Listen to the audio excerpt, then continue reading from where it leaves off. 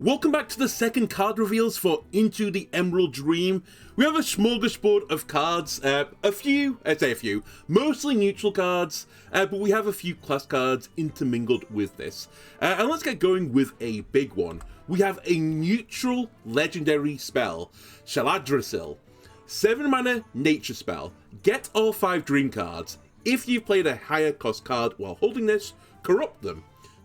Okay, first and foremost, in case you're not aware of what a dream card are, here are the dream cards which you used to be able to get, and I guess you still can if you're playing Wild, from Ysera. You could get Dream, which was 0 mana, return a minion to its owner's hand, and it was a nature spell. There was Nightmare, 0 mana shadow spell, give a minion +5/+5 at the start of your next turn, destroy it.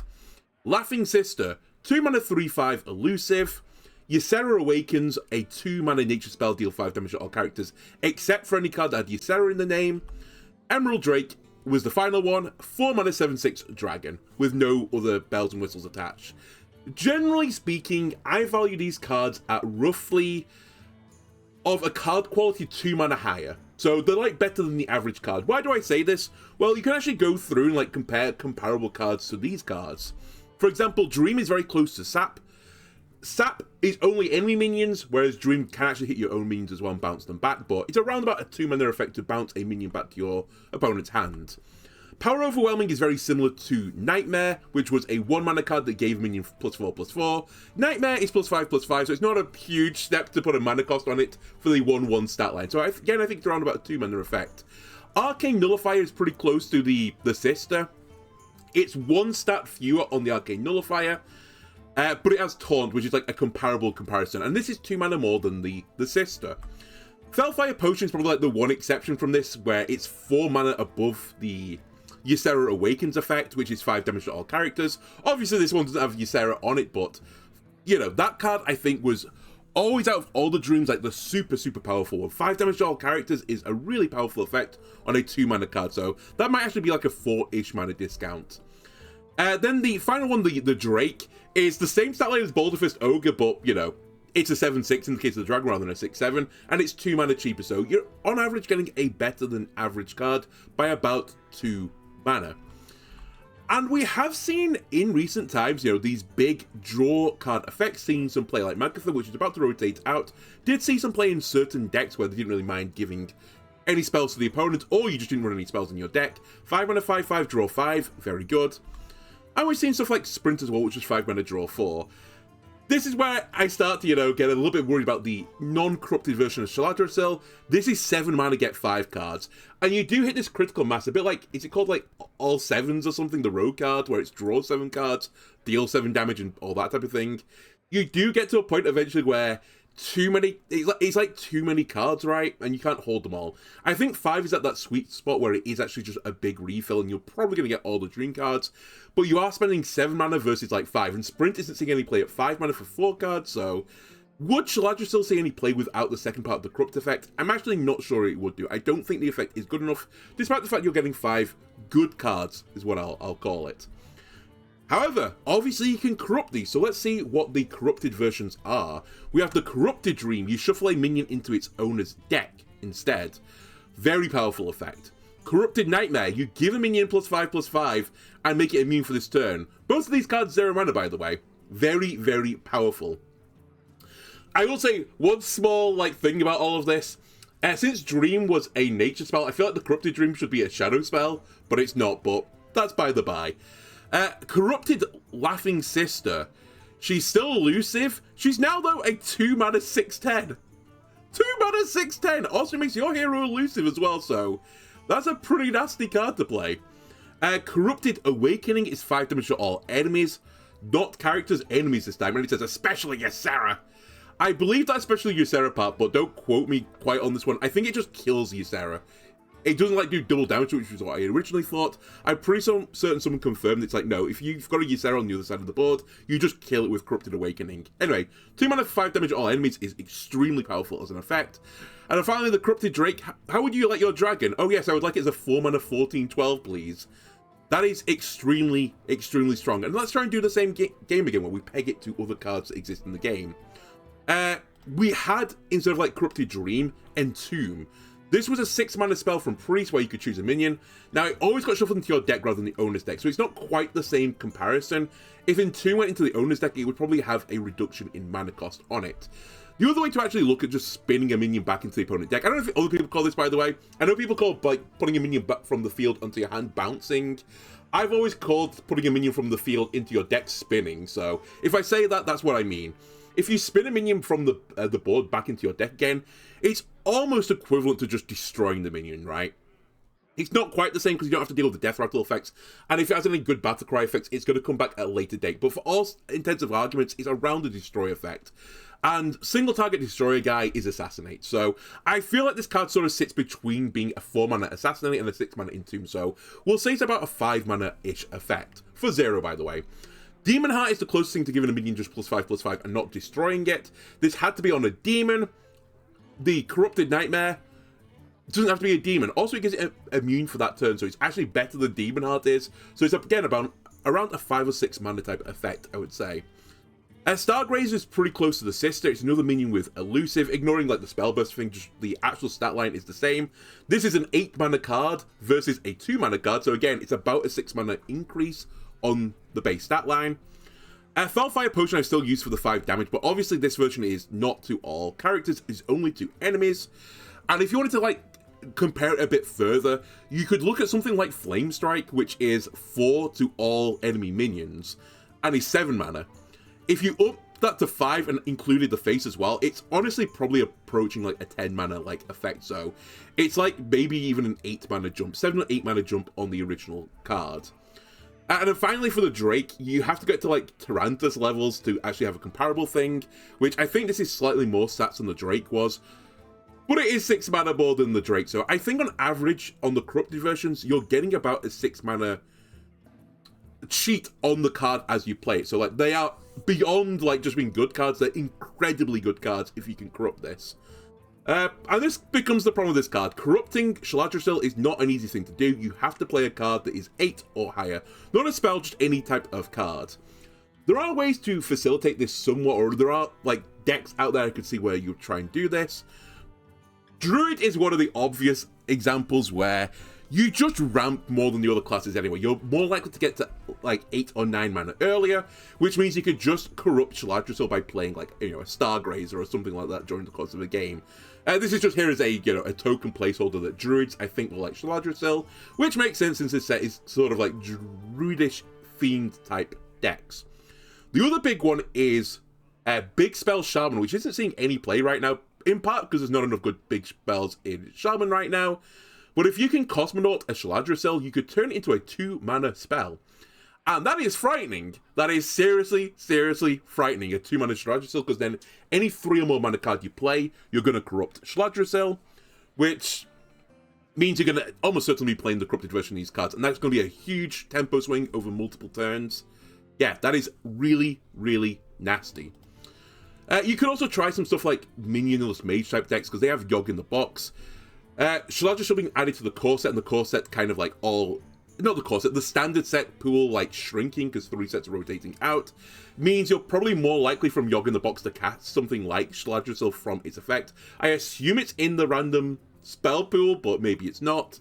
But if it is in the random spell pool, you might get Yogg in the box to cast it. Either way, it's an 8 mana spell. You could run the Minionless Mage deck as a more control variant of it so you can get these Shaladrisils, and then you get some big card payoffs at the end. And then finally you can also play Galactic Protection Orb in that deck, which could also corrupt Shaladrisil if you wanted to do it early, or just recast like all these types of spells again, or gives you more value for casting spells from spells, that type of deal. If you're not too worried about the corrupting effect as well, you could use something like Caligos. I don't think that's going to be a big thing, where you could make the first spell each turn cost 0, in which case you can play Caligos into Shaladrisil and just get the dream cards. Fine. You could use something like Farsi and Nabundo as well to get like multiple castings of the Shaladrisils off, because the dream cards are solid in their own right, and maybe you just want to keep putting 5 dream cards into your hand for more and more value type thing. I will say on this card, if you were just going to play this as the dream form, like, you know, not the corrupted dreams, you probably won't want to play it until around 9 mana, because then you can at least play Ysera Awakens to be a control option. Otherwise, it's 7 mana do nothing, right? And that's always the fear of these big, massive cards that have effects that sort of take place a little bit later, or the value is a bit It's not really later in this case. It is in the sense that it goes onto your hand and not straight onto the field, but it's not going into the deck, right, which is really, really slow value. But still, you need to like do something else on your turn. You can't really do 7 mana, do nothing. You mostly will die if you do that playing standard. So I'd probably say you're going to have to wait till about 9 to get the Ysera Awakens, which could at least allow you to control the board a little bit. But yeah, Farseeing Abundo could be a pretty good way to get multiple castings of this. And if you actually are reading this in Big Spell Shaman, and you corrupt the Shaladrisil, I'm pretty certain you'll get the corrupted cards from the Shaladrisil on the Nabundo. But this is like the ultimate pipe dream. This is like such slow value that you're probably going to die before that ever happens. Final thing I'm just going to mention about this, you could also choose for this card with Hagatha, but I'm pretty certain the slimes won't corrupt, right? I could be wrong about that one. We can do some testing at some point maybe, but I'm pretty certain that will stop the corruption from happening. So be careful if you're trying to put Hagatha in your Big Spell Shaman deck. It might break the corrupting effect of Shaladrisil. We also have some other dream cards, like analogs. Hopeful Dryad, 3 mana 3/3, Battlecry, get a random dream card. Pretty solid, honestly. We also had a card in the past called Archdruid Naralax, which was a card that went dormant for 2 turns, but at the end of each turn you got a dream card, and some people tried playing this card because the dream cards, again, they're better than the average card you could put in your deck. Now, things have moved on since then. I think the average quality of a card is much closer to what a dream card is now from when Naralax was in the set, but it's still a pretty spooky proposition, right? You play your Hopeful Dryad. By the way, you don't go dormant, you get the 3/3 stat line and you get the dream card up front. And maybe on turn 4 you play an Emerald Drake. Maybe that's the random dream card you generate. And that is some curve, right? 4 mana 7/6, that's actually frightening. So I don't think this card is terrible. I think this card is actually not too bad. Will it see play?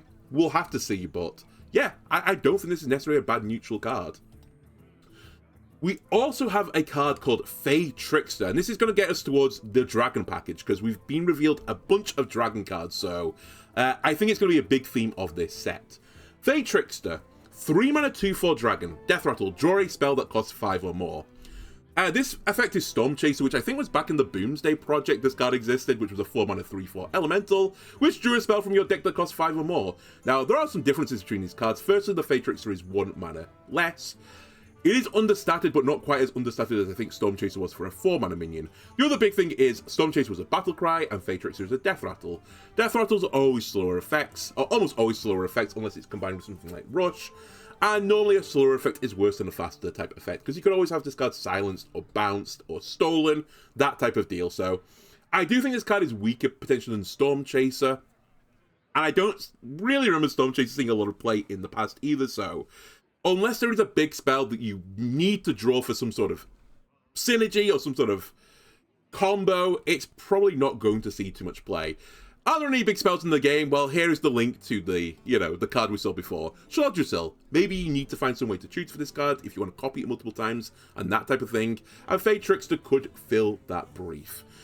One final thing I'll say about the Fey Trickster for a positive side of things, it is easy to weave a 3 mana card into a turn versus a 4 mana card. It's still slower, but it's a bit more amenable to playing it in a standard deck. We've also in the Dragonland got Nightmare Dragonkin, 3 mana 4/2 Dragon for Demon Hunter. Death Rattle, reduce the cost of the rightmost card in your hand by 2. Now, there is some temptation to compare this to Wayward Sage, which was a 2 mana 2/2 Naga that outcasted to reduce the cost of the left and right most cards in your hand by 1. So you're getting the same amount of reduction, but it was over 2 cards. I'm here to tell you, and by the way, Wayward Sage did see play, these are not the same. Wayward Sage is considerably better. A bit like the previous example, Outcast is a faster effect. Assuming you can get, the Outcast off, it's basically a Battlecry-like speed effect. Whereas Nightmare Dragonkin is a Death Rattle, so it's always going to be slower. Also, Wayward Sage was a 2 mana card, so it was easier to weave into your turns than a 3 mana card. The final thing about this as well is it's considerably better to reduce the cost of your leftmost card than your rightmost card, because it's very hard to control your right card, whereas your left card is just a card that you haven't played over the course of the game. So getting the reduction on the left card is actually quite a big deal for Wayward Sage versus getting both on the right card in Nightmare Dragonkin. So yeah, I don't see it right now. We'll have to see the full package for Demon Hunter. It's obviously too early to say from seeing one card, but I don't love this Nightmare Dragonkin. I think it's quite a weak card. Actually, just one final thing I'll say about this as well. There is a small Death Rattle package that still exists in Demon Hunter, so you could potentially repeat the Death Rattle of this card with the I've actually forgot what it's called, but we'll see it later on. You can trigger and get a copy of the Death Rattle card that happened during this game. Maybe you do that just for the 2-mana discount. And there are other cards in Demon Hunter that have Death Rattle reduce a card's cost, so maybe there is some sort of Death Rattle package for Demon Hunter coming, and I just don't see the whole picture just yet. But for now, I think this card is weaker than Wayward Sage. We also, for Priest, have Selenic Drake. 4-mana 3/6 dragon, elusive, at the end of your turn, get a random dragon. It's back, ladies and gentlemen. It's Skeletal Dragon. In one of my old favourite decks of the past, like the Dragon Priest decks, which was this slow burner value deck, especially like the Highlander version, I think that was a really fun deck to play. Obviously nowadays that deck would just be absolutely giga destroyed because the quality of cards has gone up considerably since then, but Skeletal Dragon did see some play back in the past. 4/9, so understated for 7 mana. 3/6 on the Sonic Drake is understated for a 4-drop as well. Not that understated though, it's actually a pretty decent stat line, especially since you want the card to live over multiple turns, and it has a bigger health value than attack value. Skeletal Dragon, I think, was a bit more understated for a 7-drop. Again, it was statted very favourably. Did also have an undead tag on it. What I will say about this, though, is removing a 3/6 with elusive is probably harder than a 4/9 with taunt, so... And it was harder to weave the 7-mana card into play versus the 4-mana, so I actually think the Selenic Drake has got a lot going for it. I think it may be even better version than the Skeletal Dragon, so yeah, I like it. If there's going to be some sort of Dragon Priest deck that's going to exist, and I think there will be some sort of Dragon Priest deck existing, because, well, firstly, not Anachronos or Ysera, I've not got it on here, but we still have, oh my god, I'm so bad with names. We still have Dragon Priest as a mechanic. That set hasn't rotated out yet. Time Wonder Zarimi. We still have Zarimi Priest, so this card could just slot into Zarimi Priest. It is itself a dragon for the summoning conditions, and the random dragon is also a dragon for the summoning conditions. These two cards, by the way, on the side is the quality of dragons in the game. We haven't fully elucidated it yet, but something like Anachronos is rotating back into the core set again, and that's a pretty solid dragon, right? But you could also hit some pretty weak dragons. Like, I think the new Ysera card, if you hit it in the dragon pool, is a really bad card to generate. Like, without the start of game effect on it, 9 mana increase your mana crystals by 3. It's not even that, it's just gain 3 mana crystals, which won't take you above your max mana. It's kind of hot trash. It's basically a really bad version of Ysera, and Ysera really only saw any play by the quality of its effect. And actually, if you want to know how bad Ysera is nowadays, they buffed Ysera's effect to effectively go off 2 times each turn, and it still didn't see any play in standard, so yeah. It's gonna not live and die by the quality of the dragon, but you have to be a bit cautious of it in the deck that you're going to put it into, because if you're going to try and put this in your Zarimi Dragon deck, and most of the random dragons are like 7 or 8 costs, you're probably not going to be able to fit it into your curve before you set off the combo, and in some cases they're just going to be dragons that you don't want to play, and you've basically just generated a card that you'll never play in the course of the game. But I think generally speaking, the pool of dragons, at least from what I've seen, knowing what else is going in the recording, and it's in the game right now, I think it's actually pretty solid. I think it's very unlikely you really low-rolled the dragon. Another dragon we've seen, Petal Peddler, 2 mana 1/4 dragon. At the end of your turn, give another random friendly dragon +1/+1. This card is actually bonkers, or potentially could be absolutely bonkers. It's effectively the same type of effect as Shadow Ascendant. This saw play in Undead Priest, or Shadow Undead Priest, about 2 years ago now, a year and a half ago.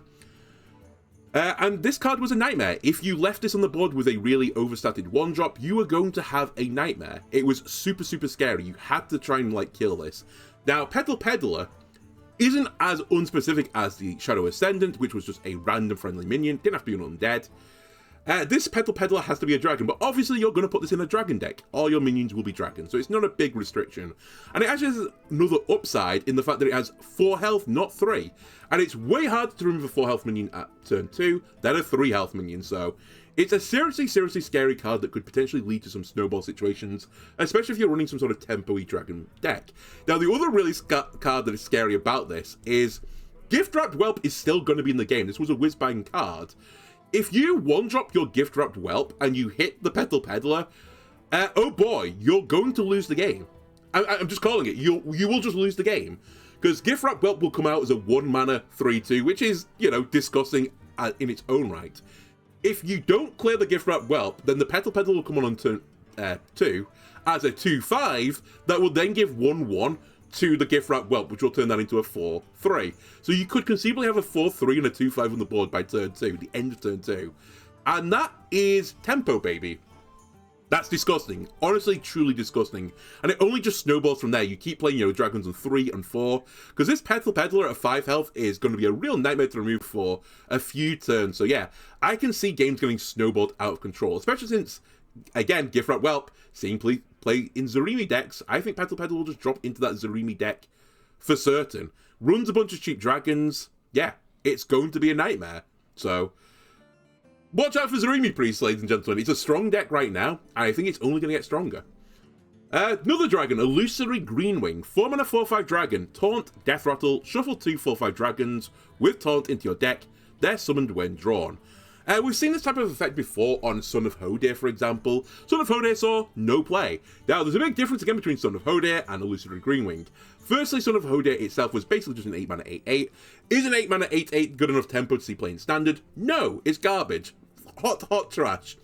At the very least, Illusory Greenwing is a taunt minion, right?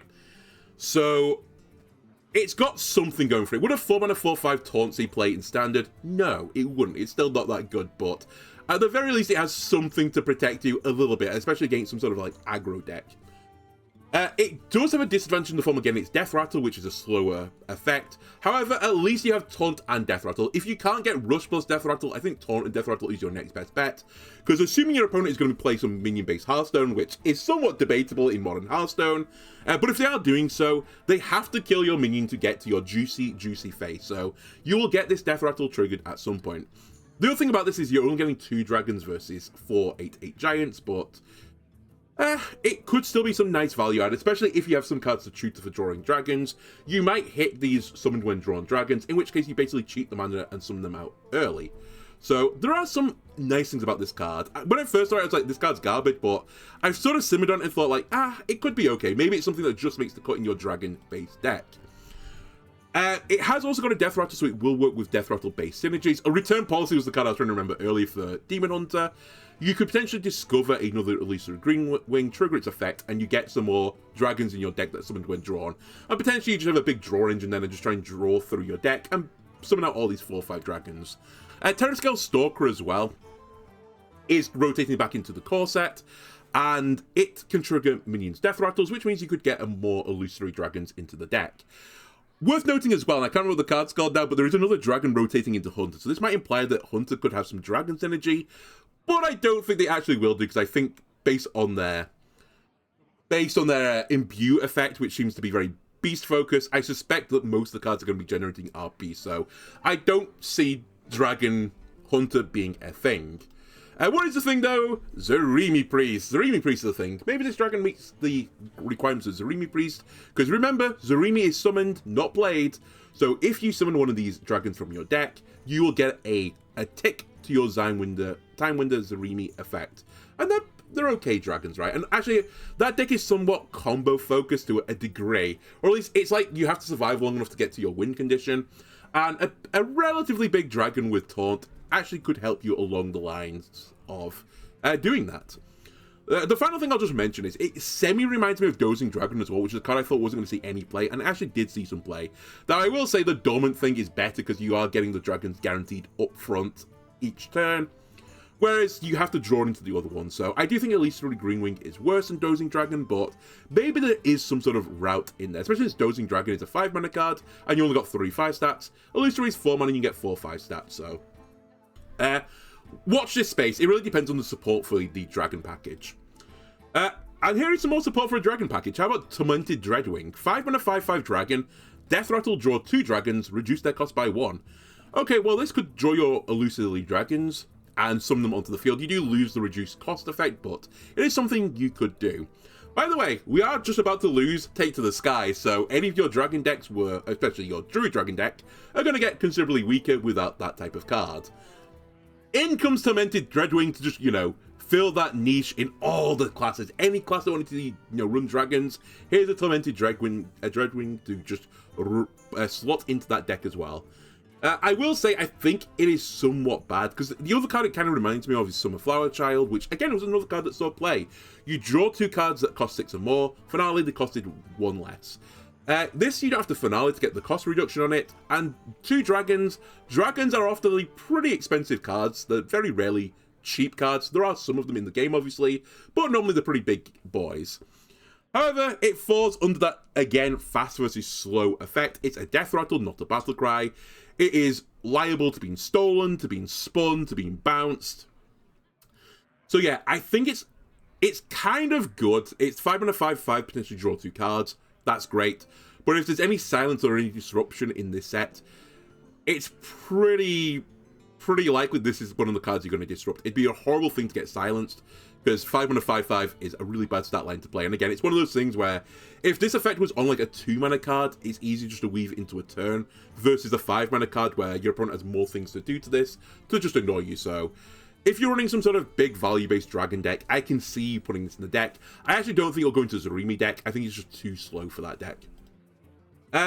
We also have another dragon, Briarspawn Drake. 10 mana 12/7 dragon.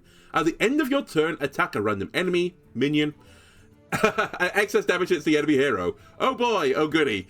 I hope you were, happy to see the end of always a bigger Yourmonger. Here's always a bigger Yourmonger just tied into a big dragon. The effect itself is basically the same as Trampling Rhino, which was the same thing, where it rushed over a minion and any excess damage was dealt to the opponent. And this was an understated beast, and obviously the intention was that you would buff this card. Briarspawn Drake, I will say, I think for a 10 mana card, the lines get blurred here a little bit, but I think 19 stats for 10 mana is understated for the mana cost, so it's somewhat weak in that regard. I will say it's statted the way you want it, though. It has way more attack than it has got health. This does mean there's a potential at this point in the game that it's going to attack a minion, just instantly explode and just do 4 damage for 10 mana, which isn't great, but I guess destroy a guy, deal 4 damage to the opponent isn't too bad. Obviously, though, that's not like what you're trying to do for 10 mana, and you'll probably try and do some things that buff this minion. There is still some sort of hand buff paladin archetype out there. It's probably nerfed considerably since the rotations. There is also hand buff warrior, remember, and maybe, because we've already seen a bit of a dragon package in warrior so far, maybe you're meant to hand buff with like Cup of Muscle the Briarspawn Drake, try and get it to an insane stat line, play it on the board and look for an OTK type win condition with that. Do I think that's likely? Probably not, because you'd have to get your minion up to about probably 40 or 50 attack to guarantee that you're going to get an OTK on someone. And a lot of decks right now, especially in the era of starships, have way more than 30 health because of the armor. So, yeah, you could try and do that. I think this card looks scarier than it'll actually prove to be. Another thing you can do is you could toy Captain Tyram this, and I don't really mean it as, you know, turn it into a 3/7 for starters. I really mean the mini. You could turn an opponent minion into a 1/1. If you've only got one minion, you know your 12/7 is going to hit the 1/1, and you get 11 damage, and your Briarspawn Drake lives on the board, so that's a pretty spooky type effect as well. Also, if you are running this hand buff Paladin deck and you get Tyram bigger than the Drake, it does become another potential win condition for that deck. One final thing I'm just going to say, I don't think this works, but Cleave Hunter, or, you know, Grunt Hunter, is about to rotate out. However, this is the Yourmonger effect, right? So if you could put a Cleave, like, interaction onto this card, rather than getting, you know, a Cleave minion and putting Yourmonger on it, what if you do the reverse? And there is a Cleave card that exists in Warrior that you can put it onto a minion as a buff, and it's Punch card. You could potentially give your Briarspawn Drake +3 attack. Also, it damages adjacent minions this turn, and it would require a lucky roll because it does hit a random enemy, but if there were 3 in a row, and you hit the minion, the middle one, you're doing 15 attack to it firstly because of the Punch card, and then it'll hit everything around it, and I think it would cleave through all of them, which could potentially be an OTK. Now, I will say on this one, which is why it's got a bunch of question marks, I'm pretty certain this won't work.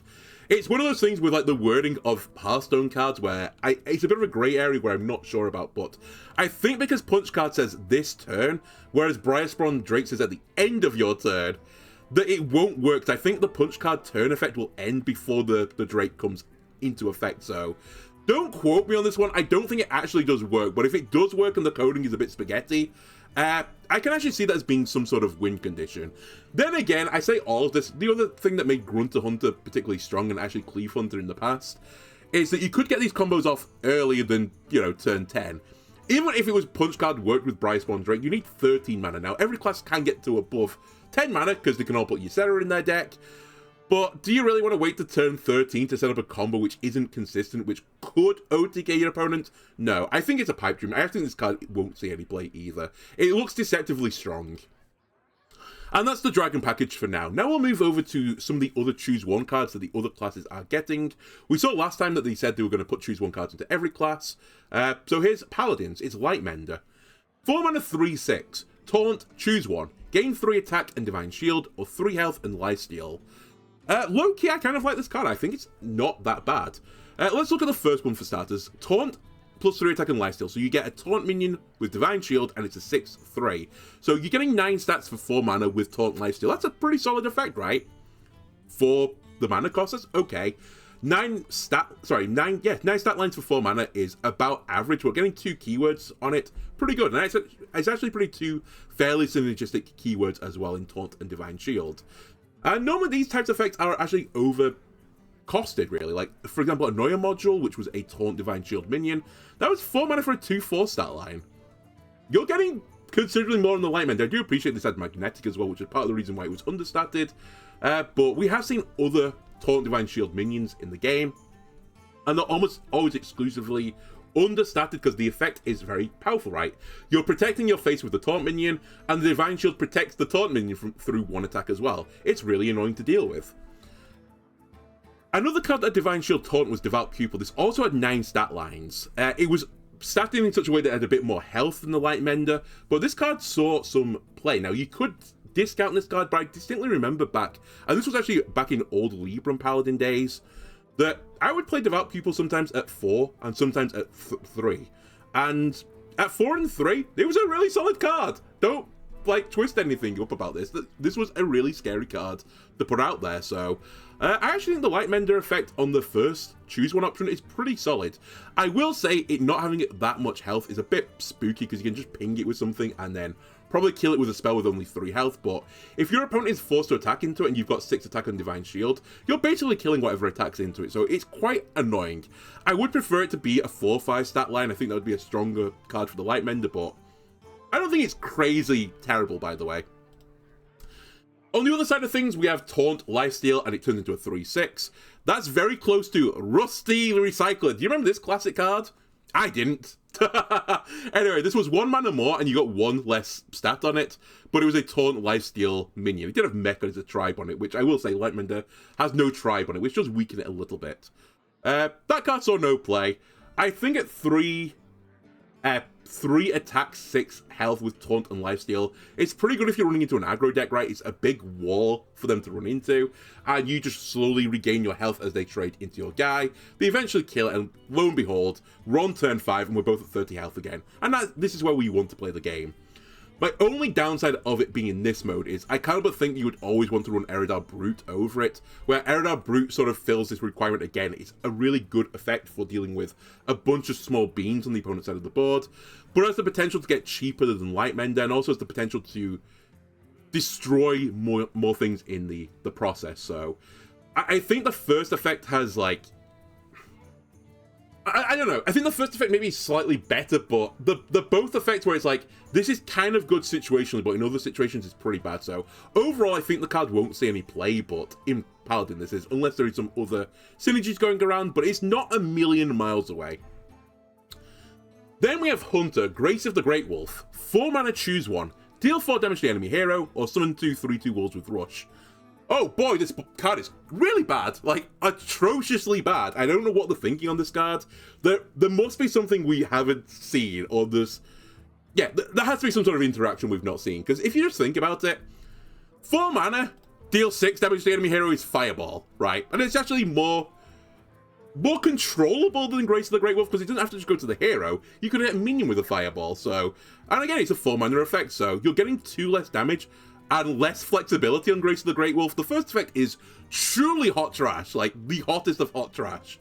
The second effect, which is summoning 2 3/2 wolves with Rush, is basically Bargain Bin Buccaneer. Assuming you combo it with a 1 mana card, you're getting the effect of Grace of the Great Wolf. So I think that's closer to being a realistic effect for a 4 mana card. I still think it's somewhat bad, because Bargain Bin Buccaneer isn't really seeing any play, and it only saw play when you could abuse its interaction with Shafar. to get multiple copies of Shafar onto another Bargain Bin Buccaneer that you bounce back to your hand. Without that interaction, Bargain Bin Buccaneer doesn't really see any play. I will say it's partially because the Pirate archetype isn't great in Rogue right now. If the Beast archetype in Hunter is better than the Pirate one is in Rogue, maybe Grace of the Great Wolf sees some play just because of the second effect. I will also say, though, we've seen the abuse effect of Hunter, and that is buffing a minion in your hand and reducing its cost. You can't do that on Grace of the Great Wolf because the minions go into the board, so it's kind of anti-synergistic with its imbue effect. So overall, really, really garbage. We'll have to see the full Hunter set, though. It might explain why this card is the way it is, but I don't see it. And then we have Druid, Symbiosis. Nature spell for 1 mana. Discover and choose 1 card from another class. What is this world where Druid is getting cards from other classes and the rogue card from the other class it could generate is to choose 1 card? What is this bizarro world we're living in? Anyway, the quality of this card obviously is determined completely by the fact, by the quality of choose 1 cards from other classes. We've only seen 4 of them so far. Grace of the Great Wolf, which is complete garbage. Lightmender, which is okay. Ominous Nightmares, which situationally could be okay, and Barbed Thorn, which I also think is pretty garbage, but situationally not terrible. So yeah, until we see the rest, it's actually kind of impossible to evaluate this card. 1 mana get a card is an okay effect if the card is good. If the card is bad, it's not a great effect. So again, Symbiosis will live and die by the quality of the choose 1 cards. Also, it will live and die by the synergy in Druid for playing cards from other classes. If it exists, then Symbiosis might see play, even if the cards aren't that good. One final thing I'll just mention as well is Fandral is rotating into the core set for Druid. So that does actually, well, it does change things a little bit, so you get both the choose 1 effects combined. Grace of the Great Wolf actually becomes a real card if you can get both effects combined. 2 3/2 wolves with rush and 4 damage to the enemy hero. Sure, that's fine for 4 mana. Lightmender getting Taunt, Divine Shield, Lifesteal as a 4 mana 6/6 is disgusting. That is such a high roll if you can play them all together. Ominous Nightmares isn't great, but situationally can be okay on deal 1 damage to all minions, give a damage minion +2/+2. And then Barbed Thorn has a potential to be really disgusting, but this, I think, is why the poisonous is only for this turn on this card. If you can break the Barbed Thorn on the turn you play it on after you've played Fandral, you're going to get poisonous on the weapon and Death Rattle deal 2 damage to all enemies. Which basically means that assuming your opponent's minions don't have Divine Shield or like Reborn or something like that, you're going to clear their board. It's just AoE poison damage, which is a really scary effect. It's like a Twisting Nether Plus type effect because it's only affecting the enemies. Now the issue is, Druid isn't renowned for playing that many weapons, right? And it's probably going to be hard for Druid to break a weapon, especially with 3 durability. You can't just swing and break it that way. You basically have to play another weapon on top of it. And when you get into that scenario, you're like, I have to play Fandral, I have to play the Barbed Thorn, that's 7 mana, I have to play another weapon on top of it. It's probably going to take you to 10 mana. Just to clear my opponent's board, it's about a 10 mana effect anyway, doing that type of thing. And you had to use a 3-card combo to do it. So it's basically just not worth it. So yeah, we'll have to see the other choose 1 cards to see how good they are. But if we get some more of the quality of like Lightmender, especially when you get the choose 1s combined, I can see some world where Symbiosis sees some play. We also have a really weird card here, which I've sort of like combined with the Druid stuff, but it's just weird.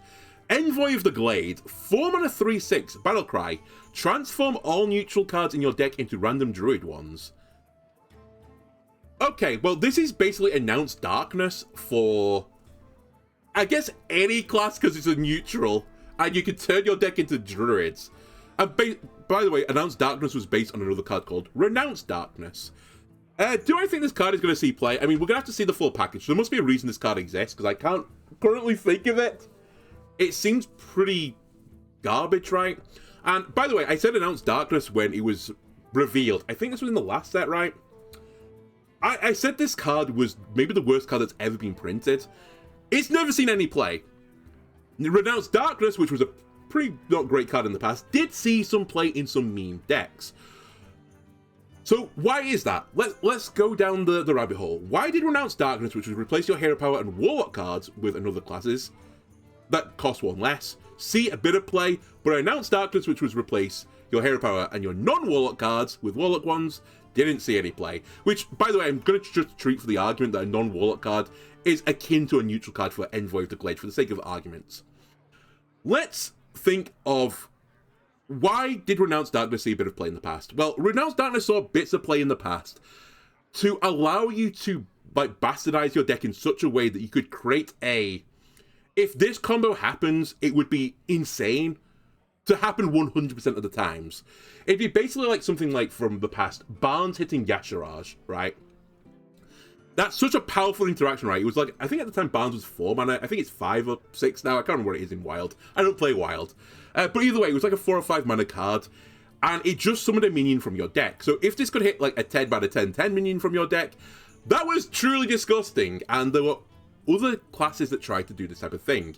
Now, what Warlock could do was they could run their deck with only spells in it, but for Barnes and Yashiraj, which meant that if you played Bards on 4 and, you know, you hadn't drawn Yashiraj, you were guaranteed to get that minion from your deck. And then you could play Renounced Darkness to convert all of your Warlock cards that you'd padded your deck out with that weren't minions into other class cards, which maybe will have actually some use over the course of the game. More importantly, in that situation with Yashiraj as well, because Yashiraj was a minion that would cheat out other minions in your deck, you could turn cards that were spells in your deck into minions. And that's kind of the way that interaction sort of worked. There were other ways to do Renounced Darkness, but basically you could easily bastardize your deck in such a way to focus on one interaction. For modern day Hearthstone, there's not many things you can do like that, where like, oh my god, this insane like interaction, like taking a random card from my deck and doing this with it would be seriously strong. The cards just don't really exist. The best one I can think of is something like Cliff Dive for Demon Hunter, where you're summoning 2 minions from your deck, you give them Rush, they go back to your hand, your deck at the end of the turn. You could potentially cheat out some really insane minions with this, which have, like, you know, effects that persist beyond them leaving the board, or just do disgusting things on the board. For example, I think one of the things they wanted you to do was use Illidari Inquisitor, which was a minion that, if you attacked a minion or the face, this guy would attack it too. And they also had All-Terrain Voidhound in the game, which generated attack for your hero. And the idea was that you would All-Terrain Voidhound, hit a minion, give yourself +5 attack, you would hit their face, and the Illidari Inquisitor would also hit the face afterwards for 13 damage. And then you kind of got the value from that, right? Now, obviously, this interaction doesn't work very well if you have other minions in the deck, because you might hit stuff that isn't the Illidari Inquisitor or the All-Terrain Voidhound. So you might want to turn your entire deck into non-minion cards. And here is where we're going to get to the, you know, the meat and potato of why this doesn't really work. You could pad your deck out with spells of your class cards, right? That's fine. That's something you can do. However, in the situations where you're converting the non-class cards, you're hitting neutral cards. And it's hard to pad your deck out, especially if it's like a minion-based combo, with neutral cards, because there's not many neutral spells in the game, right? There's going to be one. It's that, I can't remember what it's called now, the Yggdrasil-like card. It's going to be, that is like the only spell. You could use locations as well, but basically it's hard to pad your deck out with non-class cards. Now, if the reverse was also true, where if there was a spell-on-spell combo, which was really high, like, you know, it's a 1-mana spell that it's like cast a random spell from your deck, then you could bastardize your deck by turning your entire deck into neutral minions. You go for this 1-spell combo. Once you've hit your combo, you use Announced Darkness or your Envoy of the Glade and turn all these neutral minions into random cards, which might be more useful than the originals were. Unfortunately, that just doesn't exist right now. So because none of these interactions really exist, where these high roll, hit something in the deck combo exists, I just don't see a world where, I mean, Announced Darkness doesn't see any play, right? So I don't see why Envoy of the Glade will see any play by proxy. So that's currently my thought on the process. We'll have to see the full set, though. If there's any reason for, you know, converting your deck into Druid cards, maybe this card sees some play, but right now it looks like pack filler to me. One final thing I'll say is there is some potential use in Burgle Rogue, because I believe Tess is going to stay in the core set. You could potentially turn all your neutral cards in Burgle Rogue into Druid cards. You play the Druid cards and Tess will replay them because you're a rogue, not a Druid. This is so unbelievably slow, it's crazy, it won't work. Burgle Rogue never ever works. They try and push its archetype, and it's never worked. So I don't think it's going to work with Envoy of the Glade, where you don't even get the cards from other classes straight into your hand. It's cards in your deck, right? You have to then draw them from your deck. It doesn't hit the ones in your hand, it's just the ones in your deck. So yeah, I don't see it. And you don't get a mana discount, by the way, it's just random Druid cards. Sure, cool. We also have Flutterwing Guardian. This is going to be another little imbue package that we're going to deal with now on the reveals. 4 mana 4/4, Taunt, Divine Shield, Battlecry, imbue your hero power. A bit like what I said earlier, any card that says Taunt, Divine Shield normally has a low stat line for the mana cost because it's a very synergistic keywords. Psychotron was a 4 mana 3/4, Taunt, Divine Shield with a mech on it as well. Flutterwing Guardian is 1 mana cheap and you get 1 more attack. And actually get a positive effect on it because you get to imbue your power, which I'm going to treat as a positive effect, right? It's surely better than your hero power over the course of the game. So yeah, I quite like it. If imbue is going to be a good system, and we've only seen 2 of the imbues so far, this card will probably see play in that deck. Worth noting as well, because it's a battle cry, it could get hit by things like Fairy Tale Forest, and Shaman is one of the classes that has an imbue. You could draw a battle cry minion, reduce its cost by 1. If you're playing this as a 3 mana 4/4, suddenly 3 mana 4/4 Taunt Divine Shield is actually a pretty solid stat line just on your minion. So it's one of those cards again that wouldn't see any play in standard if it weren't for the fact that it's going to set up another combo down the line. If the combo down the line isn't worth it, then this card won't see any play. We also have Resplendent Dreamweaver, 4 mana 5/4, Battlecry. If you've imbued your hero power twice, deal 5 damage to a minion. So this is again another reward for imbuing over the course of the game beyond just the imbue effect. We have seen a few imbue cards so far, because again, it's going to live and die by the quality of the imbue cards. Flutterwing Guardian, which we just saw. We saw Bitterbloom Knight last time, which was a 2 mana 2/3. Again, Battlecry, imbue your hero power. And then Hunter, we've seen Umbraclaw, which was Death Rattle, imbue your hero power, but it has Rush. And Living Guardian, which was a 3 mana card, which again, Battlecry, imbued your hero power, and reduced the cost of a minion in your hand by 1. Problem with this card, if you want to get the effect off by turn 4, you have to obviously imbue twice before turn 4, which means you have to play Bitterbloom Knight twice currently, or if you're a Shaman, you can play a Living Guardian in there. If you're going to try and use Umbraclaw or Flutterwing Guardian, the timing is not there for this card. So there are some timing issues, but again, until we see every single card, you know, we can't fully evaluate this.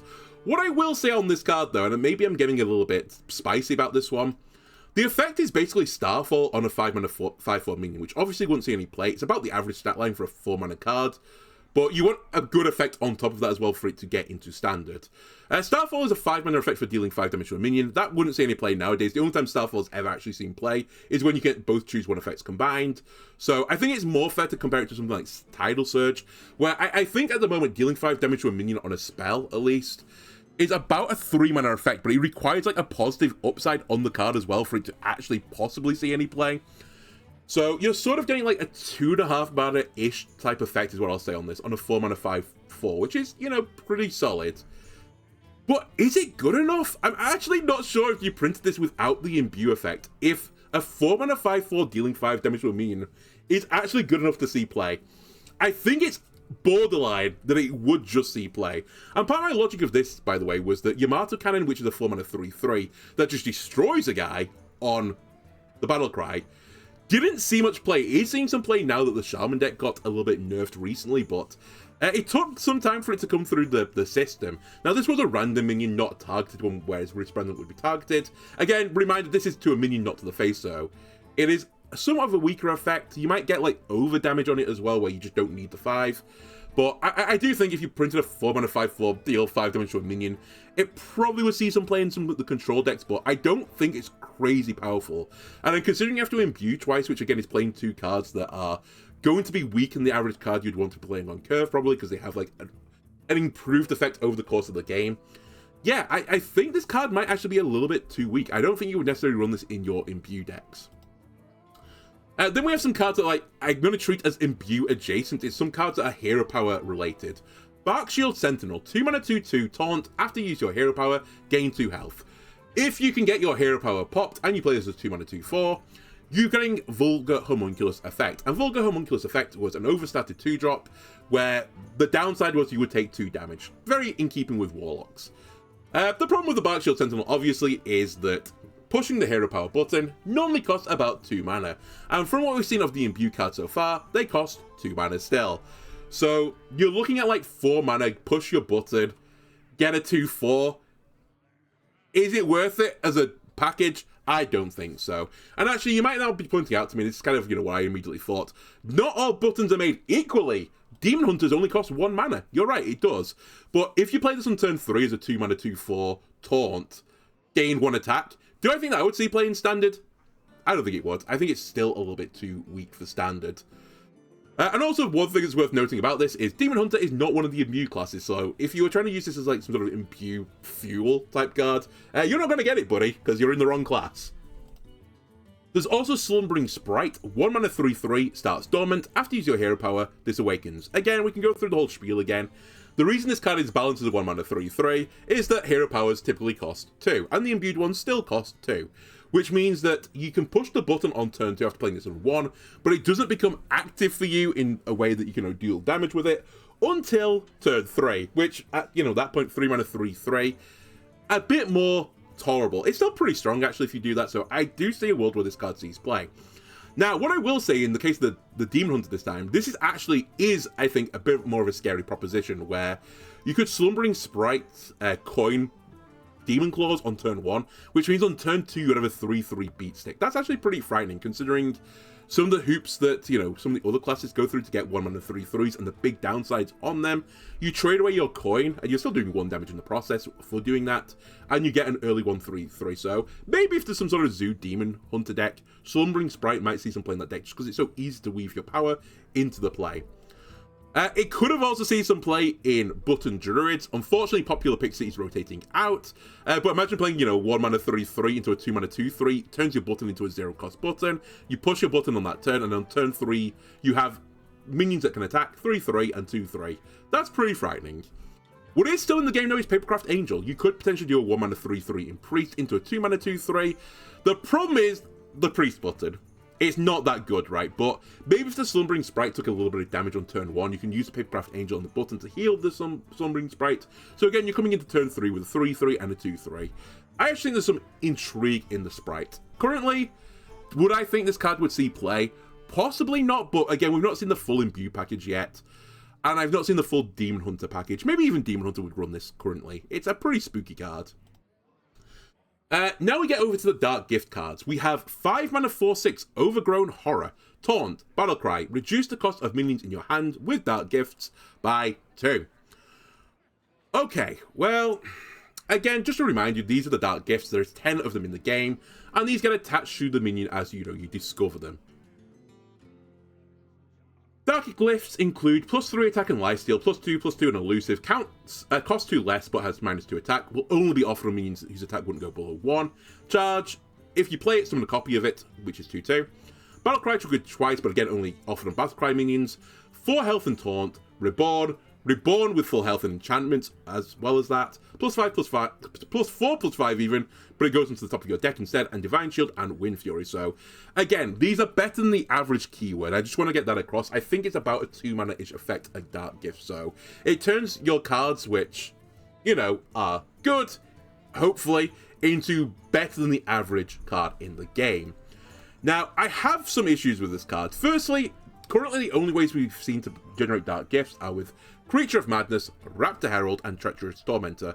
I will spoil things. There is another card we're going to see in a moment that generates a Dark Gift, but they're all cards that generate 1 minion at a time on the Dark Gift. So you have to play, like this Creature of Madness, which is understated for the cost. You play the Raptor Herald, understated for the cost. And you're just slowly accumulating these Dark Gift cards, and eventually you slam down that Overgrown Horror to, discount all of these cards, and you can play all your Dark Gift cards out with, 2 mana reduction on it. When are you playing them, though? You're playing them on, like, turn 6 and 7, by which point your opponent can answer them with big cards of their own.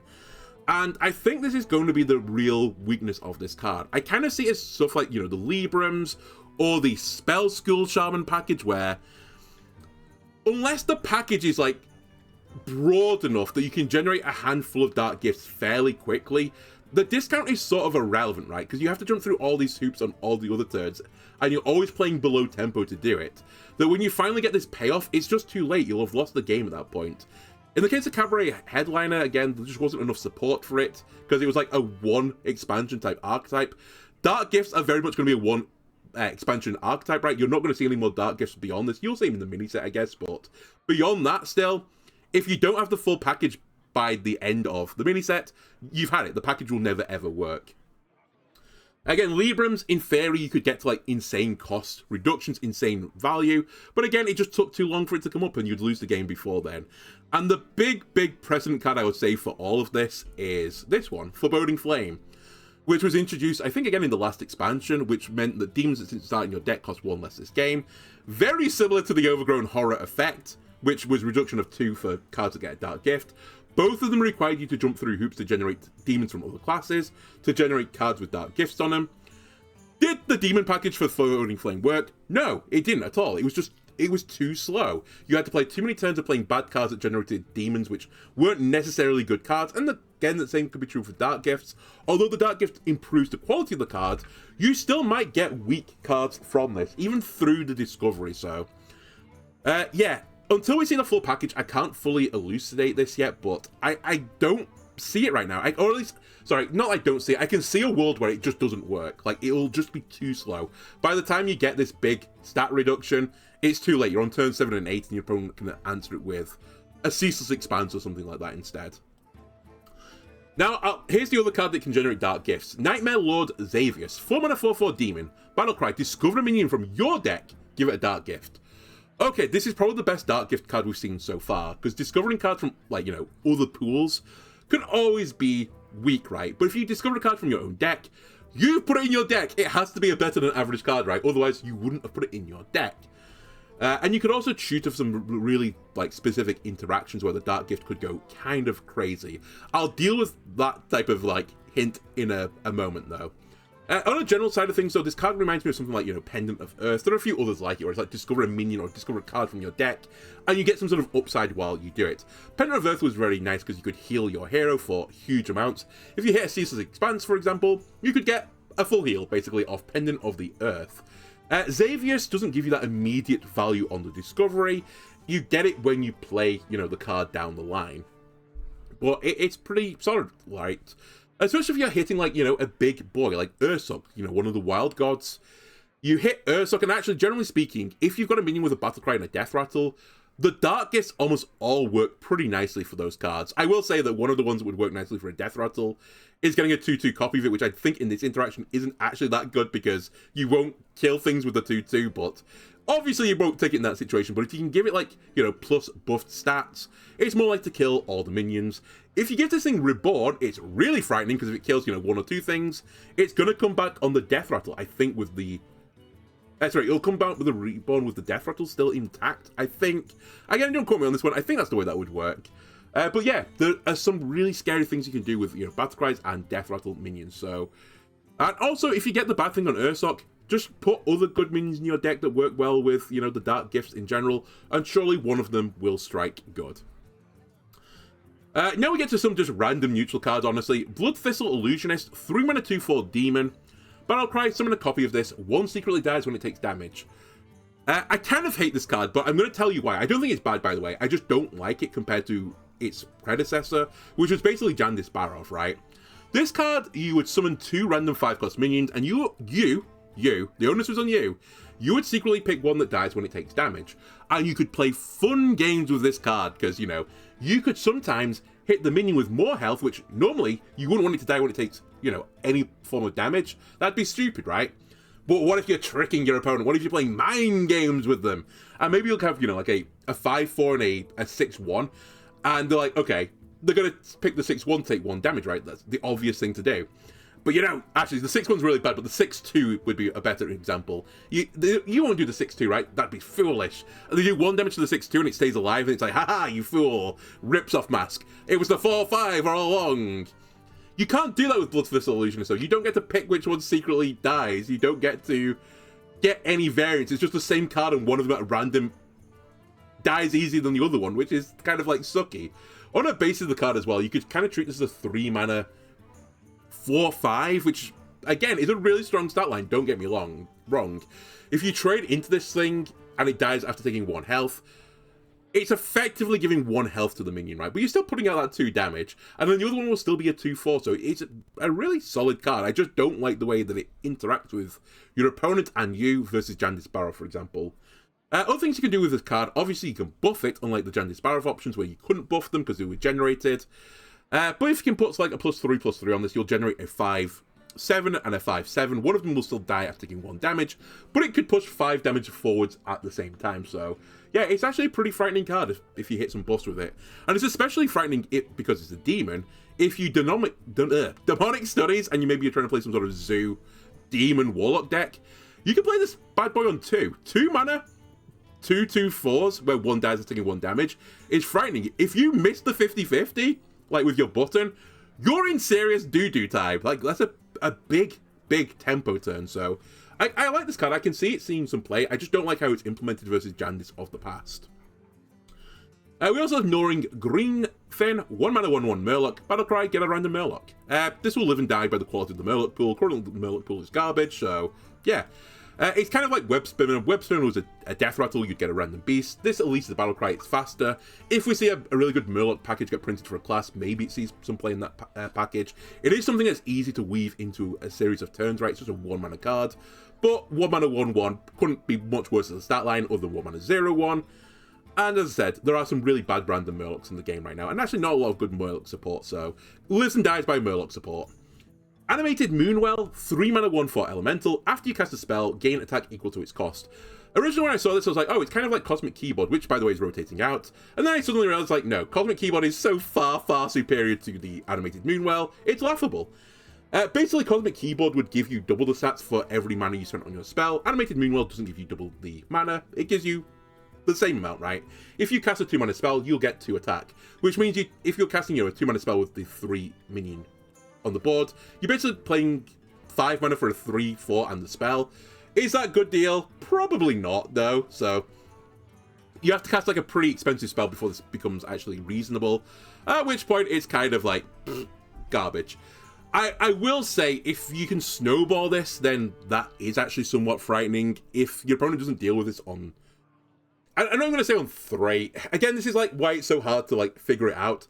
If you played it on 5 and your opponent leaves up and you've cast a 2-cost spell with it, you could subsequently on multiple turns cast more spells to keep getting it up there, but your opponent won't leave this on the board. And by the time you're trying to do that, of the first time you play the spell, you're about like 8 mana right before you can get a reasonable effect. So I think it's just pack fodder. Now, normally I'd also say that elementals have some value in the elemental tag, but actually there's quite a lot of elemental support rotating out, because a lot of it came down in the showdown in the Badlands. Like Thunderbringer is rotating out. Not that I'd ever say you'd Thunderbringer this card, but it's gone. And Scar is gone as well, so I think we're going to be left in a world fairly soon that the best elemental deck will just be the Mage deck, because that still has some support for it.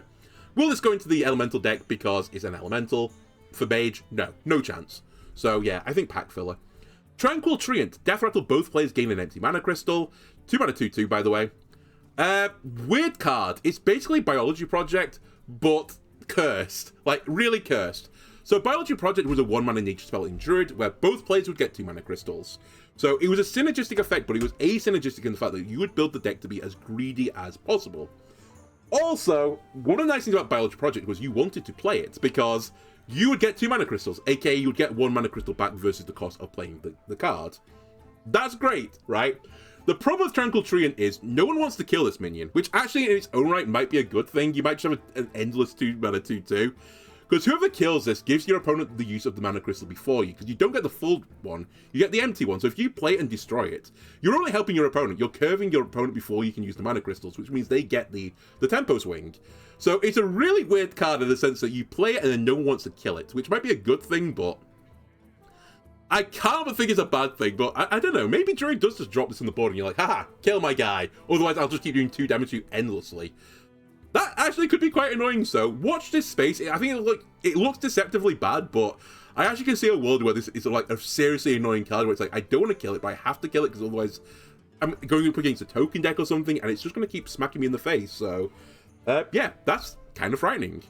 We also have another Treant in Twisted Treant. 2 mana 2/2. Death Rattle, give a random minion in each player's hand -2 attack. Again, it's another effect that hits both boards. It is a symmetrical effect. So if this card's going to see any play, you have to like twist the symmetry to favor you. You could do that by having no minions in your hand and your opponent has minions, in which case you're going to get the upside. But obviously you're playing minions in your deck because this is a minion. So it's kind of hard to see that being a realistic interaction. What you could also do though is transform it. Let's say you give one of the minions in your hand -2 attack, you play it maybe for the battle cry, and then you just transform it either with the infuse button on Shaman, or there are some cards we've seen. Currently there's none in standard, I think, but There's been cards in the past that says, like, you hit a treant and transform it in some way. Funnily enough, Conservator Nymph has been in the set since Titans, and we've not had a treant package, really. And now we have 2 cards rotating with a treant tag on them, and it rotates out, so good timing there, Hearthstone team. But yeah, there have been effects which say transform treants. Maybe you get some sort of transformative effect, in which case you don't care about the -2 attack because you're going to transform it anyway, in which case you're not getting a symmetrical effect. I do think the card is still pretty bad, though. It's a slow effect on a 2/2. It's pretty bad, so it'll, again, the quality of this card will be dictated by the quality of treant support, and I assume there's going to be some sort of treant support in the game, since they printed true treants. And now we go into some random cards. Grotesque Runeblade, a weapon for Death Knight, 2 mana, single blood, single unholy rune requirement on a 2/2 weapon. Battlecry, if the last card you played had an unholy rune, gain 1 attack, repeat for blood, and 1 durability. In case you're not aware as well, if you play an unholy and a blood rune card, where they're combined, you get both effects of this at the same time. Yeah. Really, really interesting card. When I first look at this, I think the way this would work as well is if you played... Actually, I'm not even sure about this. If you played a blood and then an unholy, I think you would get both of them right. I don't think it just looked at the actual last card. I think it's like, if you've... Actually, maybe it doesn't. You know what? Maybe I've come into this one unprepared. Because I kind of read this and thought like, oh, well, you know, if you play blood and unholy cards over the course of the game, it just gives this one +1 attack and +1 durability. But perhaps it literally is just the last card, so unless you're playing the blood and unholy card, you don't get both. If that's the case, this card is complete garbage, by the way, because the card I always compare cheap weapons to is Fiery War Axe, because this is a card that did see some play. Now, it's been a few years since this card saw some play in Standard, partially because it's not in Standard, but it saw some play in, like, weapon warrior decks, like very aggressive decks which could buff their weapons somewhat. And this was, like, it was like the cusp of being, like, a very neutral card that was, like, approaching the point of seeing some play. Now, times have changed. I don't think Fiery War Axe is good enough to see play, but it's not a million miles away. Like, it's 6 damage for 2 mana, right? But it's just over 2 turns. The Grotesque Runeblade, if you can meet the requirement of the Unholy Rune, becomes a Fiery War Axe. If you can get both, it's Fiery War Axe plus, right? There is the issue, though. If it is just on that last card and not, you know, if you're over the course of the game you've played an Unholy and a Blood Rune card, you get both. If it is literally one or the other one, this card is not going to see any play because it's going to be garbage, because it's basically Fiery War Axe. The other downside of this card, by the way, is you kind of want to tempo this out, probably, aka you'd want to play a cheap card before it to set it up for, like, turn 2, for example. And 1-drops with rune requirements are not great in Death Knight right now. There's 3. Orkanite Death Speaker is a 1-mana Unholy Rune card, which you don't ever really want to play on turn 1 because it's to set up other things. Lesser Spiral Spellstone is a 1-mana Blood Rune card, but again, you don't want to play it immediately because you want to spend corpses. And then the other one is Orbital Moon, which maybe you want to play on turn 1, is double blood, but again, you have to give a minion some stats, which on turn 1 is pretty hard to do because you've only got 1 mana to deal with it, so I think this is going to be a really bad card, but again, we have to see the full set to, like, fully elucidate it. Also, I'm going to have to check, actually, how this card exactly works, because if it is truly just off the last card, like, it's hard to get both these effects without playing Blood and Unholy. Unless there is a Blood and Unholy archetype printed, specifically in this expansion, this card is going to be turbo poo, because it's basically going to be bad Fiery War Axe. But if you can consistently get 3/3, it's 9 damage on a 3-mana weapon over 3 turns. That's pretty reasonable. Now we get to some big wild gods to end the episode. We have Galdrin, 9-mana 9/9 Beast for Hunter, Rush, Friendly Beast deal double damage. Oh boy, this card is real scary. I kind of see this card as a Velen-like card in the sense that it's a card that could set up some sort of legitimate win condition, especially bearing in mind that every class can go beyond 10 mana crystals now. You could get to potentially 50 mana crystals, so you could have 6 mana left over to set up some sort of combo where beasts are being used to deal damage to your opponent to try and seek out an OTK. I will say Velen was probably easy to do this with in the past, because especially it's easier to do damage with spells and button versus just beasts. That's a very, very limited pool compared to spells, right? So I don't think the quality of this is up to Velen level. But certainly in the right circumstances, I can see a world where Galdrin becomes part of some sort of OTK-like combo. In terms of beast dealing damage, there is Tyrannosaurus still in the set, where if you can, like, copy this Death Rattle, and we've already seen, you know, that Hunter is going to get a card that triggers Death Rattles back into the core set. If you can get Tyrannus on the board with Goldrin with that effect, you could get Tyrannus doing 14 damage to random enemies. And if that hits the face, you're going to be really upset. King Plush is still in the game as well. That is another 9 mana card, so it's really hard to see the world where you play King Plush plus Goldrin. But it's a beast with charge, right? And that means that King Plush would be doing 12 damage. More realistically, though, is Huffer. 3 mana for attack minion with charge. You will have to set it up because you can't just put Huffer into your deck. It's an animal companion, right? But potentially, you play one of the animal companion cards, you get a Huffer, you have Goldrin on the board, and Huffer attacks for 8 damage. Very frightening. And then finally, remember the Adaptive Amalgam.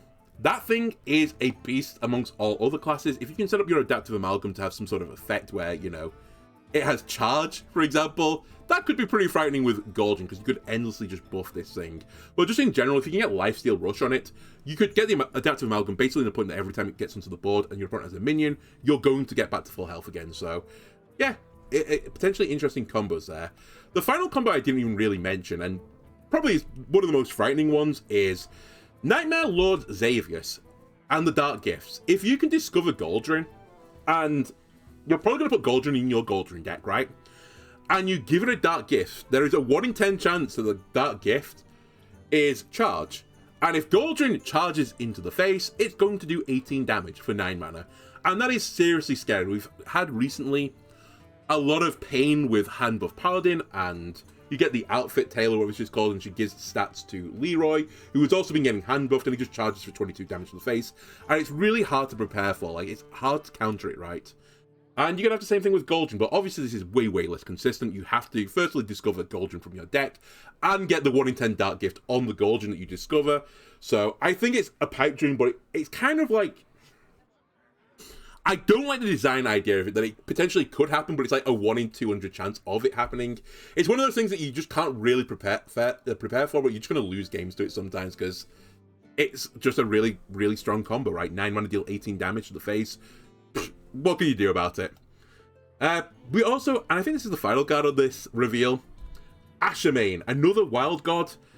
9 mana 7/7 beast for rogue. Battlecry, fill your hand with copies of cards from your opponent's deck. They cost 3 less.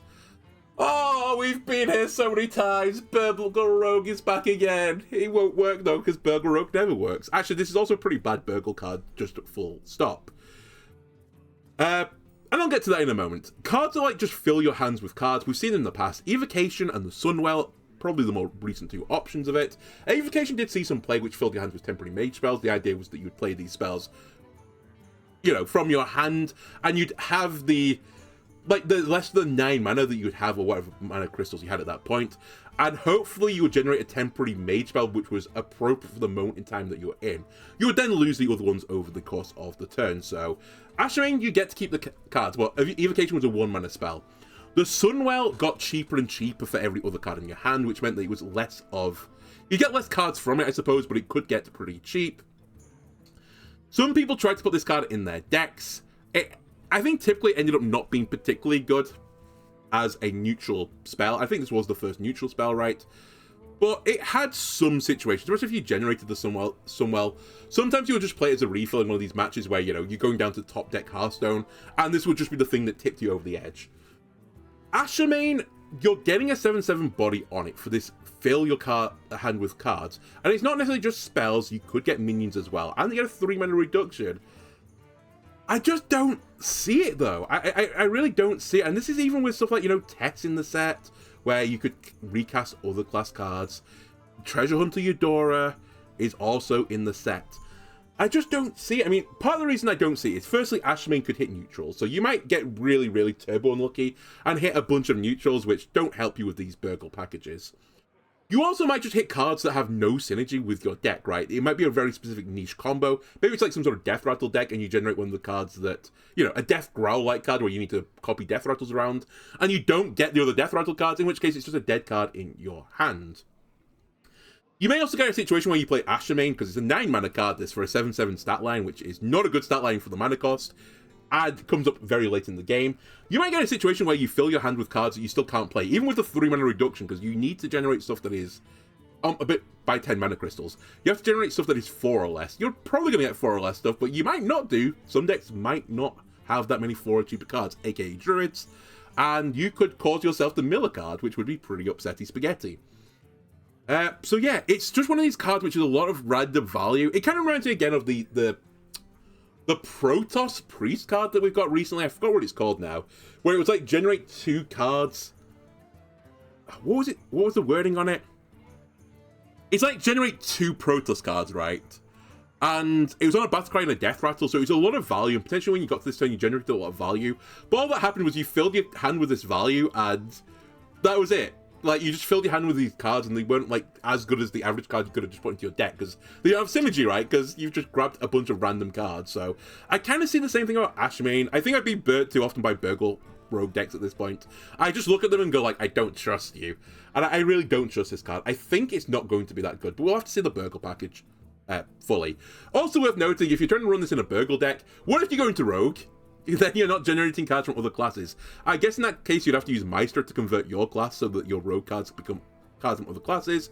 But you could do Maestro and Tess and Eudora within the last expansion, and it didn't work because it was so slow. It was so slow, so random, that you'd get like one win in like 12 games. That's the one you'd post onto the Reddit forums, and then the other 11 games you would just be miserable and just self-loathing that you were trying to play this deck.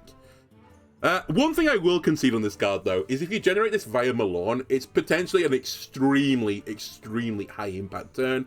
You might be saying, like, why? Because, you know, what's the difference, right? You're still paying 9 mana because you get a 1 mana Ashmane, and you're paying 8 mana for Malorn, which works out as a 9 mana card, right, for the effect. However, I wouldn't be saying this about Ashmane if it was 15-13 in stats. That's a good stat line for 9 mana. That becomes a threat in its own right. But the 7/7 is just not that threatening for 9 mana. Also, it's 9 mana, lol. Do you think a game's going to last to that point? Hearthstone team, you're deluded. But if you play this with Malorn and you play the Ashmane on the same turn and you generate, you know, 15-13 of stats and refill your hand, it could be a really, really annoying thing to do. And maybe does break your opponent's back. But I just don't see it. Anyway, that'll do it for the reveals for this episode. I think we've got a few more random neutral reveals before we start going through class by class by class, which makes the reveals much more pleasing for me when you can see the full package together. So, yeah, I'll probably do another one of these when we start getting the full class pictures. Anyway, thanks for watching this, and I'll see you again next time. Bye-bye!